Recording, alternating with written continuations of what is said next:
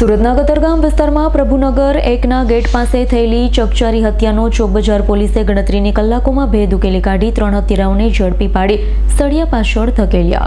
સુરતના ચોકબજાર પોલીસ મથકની હદમાં કતારગામના પ્રભુનગર 1ના ગેટ પાસે 16 ઓગસ્ટની રાત્રે કલ્પેશ જીવણભાઈ પારધી જાહેરમાં બેઠો હતો। આ દરમિયાન મોટરસાઇકલ પર આવેલા 3 હુમલાખોરોએ કલ્પેશ પર તીક્ષ્ણ હથિયારથી હુમલો કર્યો। કમર, પગ અને શરીરના અન્ય ભાગે ગંભીર ઇજાઓ પહોંચાડ્યા બાદ 3 આરોપીઓ ફરાર થઈ ગયા હતા।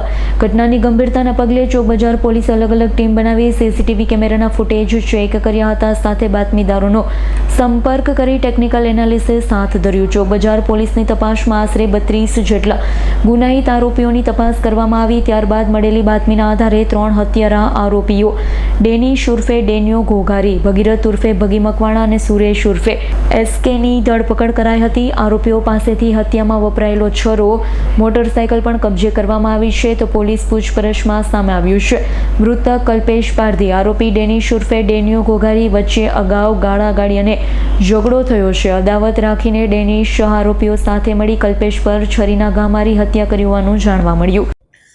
16 अगस्त की देर रात को चौक पुलिस स्टेशन विस्तार में प्रभुनगर नाम का एरिया है, जहां पर एक व्यक्ति कल्पेश जीवन भाई पारधी नाम का, जो अपने घर के बाहर कॉलोनी के गेट के पास बेंच पर बैठा था, तो एकदम से लगभग 11 बजे के आसपास एक मोटरसाइकिल पर 3 अजान्य व्यक्ति आते हैं, जो उस पर सडनली प्रहार करना शुरू करते हैं। और उसमें से एक व्यक्ति चाकू का उपयोग करके उसके कमर के भाग और कमर से नीचे के हिस्से में चाकू से प्रहार करता है, जिसके कारण थोड़ी देर बाद उस व्यक्ति की मौत हो जाती है। जैसे ही सूचनाएं लोकल पुलिस स्टेशन को मिलती है, वो तुरंत ही अपनी सर्वेलेंस टीम और साथ ही साथ जोन की एलसीबी टीम, जितने भी आसपास के सीसीटीवी कैमरा हैं, उनके एनालिसिस करके अपने ह्यूमन और टेक्निकल एनालिसिस के बेसिस पे तीनों जो अजान्य पुरुष हैं उनकी खोज करना शुरू करती है और कुछ ही घंटे में तीनों जो आरोपी हैं उनको पकड़ लेती है। तो जो आरोपी हैं, उसका जो मेन आरोपी पहला जिसने प्रहार किया है, उसका नाम डेनिश उर्फे डेनियो है। 24 साल का है, फिलहाल कोई काम नहीं करता और वो कतरगाम में रहता है और उसका मूल वतन जो अमरेली है। दूसरा जो आरोपी है उसका नाम भगीरथ है, 22 साल का, और वो हीरा मजदूरी का काम करता है और वेद रोड का रहने वाला है और मूल वतन उसका गिर सोमनाथ है। और तीसरा आरोपी सुरेश बावलिया, 23 साल का, हीरा मजदूरी का काम करता है और कतरगाम में ही रहता है और उसका मूल वतन बोटाड है।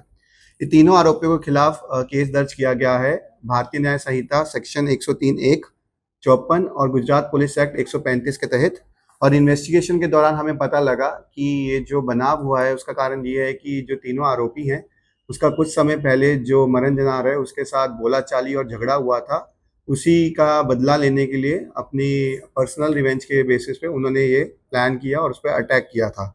और जो हमारे तीनों आरोपी हैं, वो डेनिस, उसके ऊपर 16 गुना हैं पहले, जिसमें से मेजर प्रॉपर्टी ऑफेंसेस हैं और उसके ऊपर 3 बार पासा भी और 1 बार तड़ीपार की कार्रवाई कर दी गई है।